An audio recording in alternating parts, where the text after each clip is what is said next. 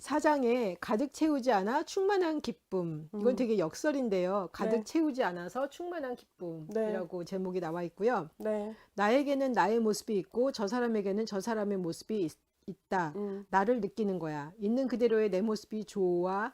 비교하는 것은 아무 의미가 없어. 음. 나는 내 삶을 살아가는 거야. 음. 내가 내 삶을 잘 꾸려나가도록 신경 쓰면 돼. 음. 그러면 나는 나 자신과 내 삶에 만족할 수 있어. 음. 라고 이야기를 하잖아요. 네.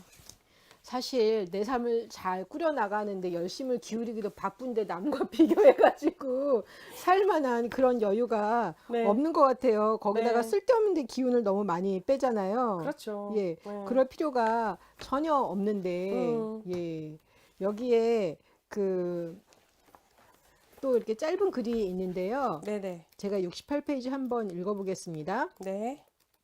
소박한 삶이 무조건적인 목표는 아니었습니다. 음. 정확히 말하자면 그는 소박한 삶을 통해서 진정한 삶의 의미와 비밀을 느껴보기를 기대했습니다. 나는 삶을 깊이 있게 살기 원했고 삶의 골수를 모두 빨아먹기를 원했으며 스파르타인처럼 강인하게 살기를 원했고 삶이 아닌 것은 모두 내쫓아 버리기를 원했습니다. 음. 예. 여기서 나는 삶을 깊이 있게 살기 원했고 삶의 골수를 모두 빨아먹기를 원했으며 네. 또한 스파르타인처럼 강인하게 살기를 원했다. 음. 예.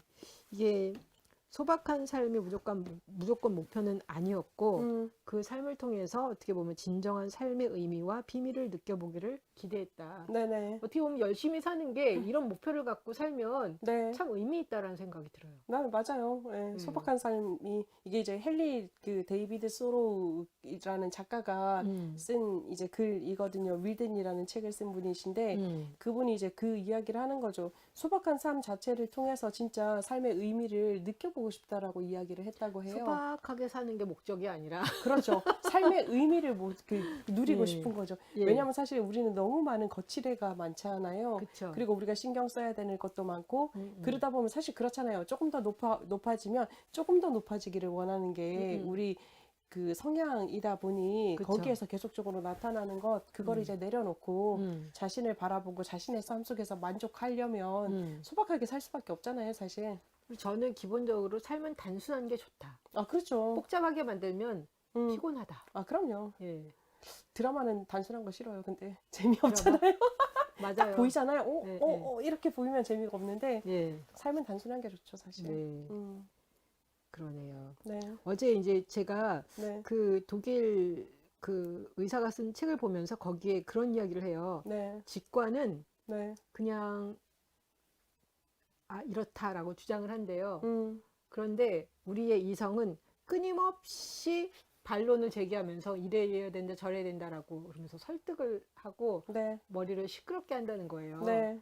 근데 때로 보면 우리가 네. 이렇게 살아가면서 무슨 일을 당할 때 이거는 이렇게 하는 게 맞구나. 네. 그리고 이렇게 하나님의 말씀을 깨닫거나 네. 아니면 작년에 그렇게 계약이 틀어진 게 너무 감사해 라고 이렇게 그냥 직관적으로 딱 깨달음이 이렇게 왔을 땐 거기에 대해서 아무런 이렇게 군더더기가 붙지 않고 네. 그렇구나라고 끝나잖아요. 네. 맞아요. 그런데 욕심이 들어가고 네. 아니라고 그러는데도 불구하고 자꾸만 하고 싶은 마음이 들어. 그럴 때는 끊임없이 나를 설득하면서 그거를 막 이렇게 하려고 하잖아요. 네. 그거는 아니라는 거거든요. 네. 근데 우리의 이성은 그런 역할을 한다. 네. 예, 그 이야기를 보면서 맞다.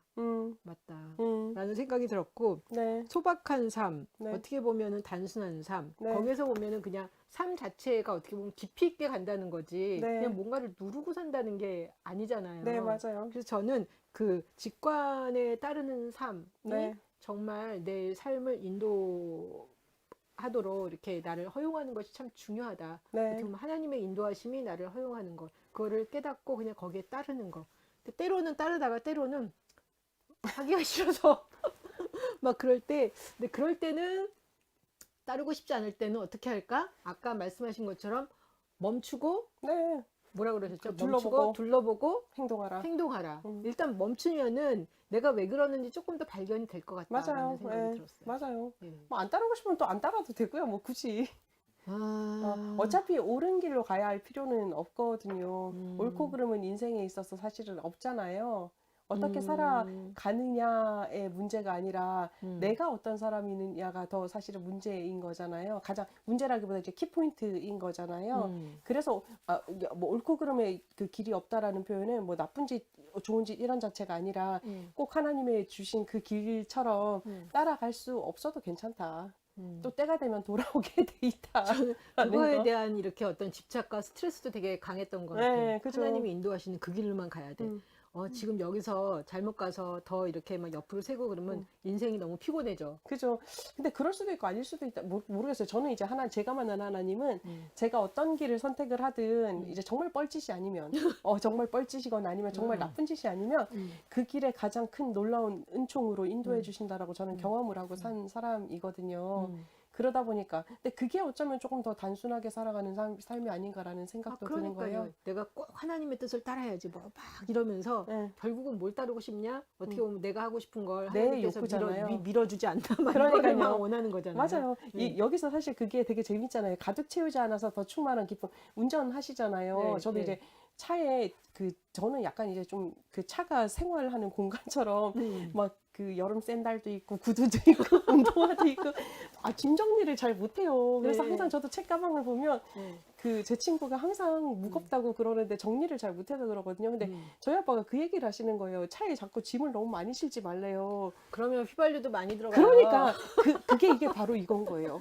가득 채우지 않아서 충만한 기쁨인 거죠. 휘발유가 많이 들어가는 이유는 뭐냐면 내 몸 하나만 싣고 다니면 되는데 나 외에 다른 짐들을 신경을 써야 되니까 그 무게를 감당해야 되니까 휘발유가 많이 들어가는 거잖아요. 그러니까 저도 운전하면서 저는 이렇게 예를 들면 기름을 넣을 때 끝까지 넣어주세요. 맨날 네네. 항상 이랬어요. 네네. 근데 저희 제부가 처형 그렇게 하면 기름 저기 때문에 더 많이 들어가니까 그렇게 많이 넣지 마. 이러는 네네. 거에서 왜? 나는 당연히 네네, 맞아요. 했더니 무거우면 네. 더 그러니까 하지 말라는 거죠. 아 그런 거구나. 네, 맞아요. 네. 70% 이게 마찬가지인 거. 우리 마음도 사실은 아니면 우리 자아도 가득 채우면 채울수록 근데 이게 하나님으로 채워지는 건 아니거든요, 사실. 뭘로 우리가 채우는 채워지는 것은 건가요? 내가 원하는 거로 채워지는 거죠. 그죠? 이게 더 무거워질 수가 있는 거죠. 채우는 게 나쁜 게 아니라 채우는 건 it's okay인 거예요. 근데 채우고 나서 이거를 가지고 더 붙잡으려고 노력을 하면 힘들어지는 거잖아요. 마찬가지죠. 그러니까 내가 뭐 욕심대로 나를 채우는 건 나쁘지 않죠. 내가 높은 자리에 가고 뭐 내가 돈 많이 벌고 내가 좀 더 나은 사람이 되고 이건 다 좋은 거예요. 그런데 그거를 지금은 이루었어. 그런데 더 이루어야지라는 마음이 들잖아요. 더 이루는 것도 괜찮아요. 그런데 거기서 가장 조심해야 될 것은 무엇이냐면 더 이루고자 더 잡고자 해서 내가 내 약점과 계속적으로 싸우면 안 된다라는 건 거죠. 그것만 기억하면 가득 채워도 괜찮고, 그죠? 그렇게만 할 수 있으면 그 네. 부분 생각해 보면 좋겠다 싶습니다. 사장에서 네네. 예.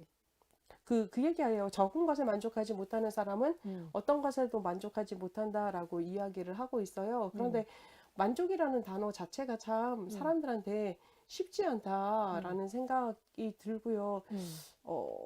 이거는 그 생각은 들었어요. 저도 이제 신경 써서 찾아봐야 될 부분이다라는 거를 생각했어요. 아침에 저 같은 경우는 이제 출근하고 요즘에 상담이 조금 많아서 출근하자마자 그 상담실은 저희 교회 옆에 있단 말이에요.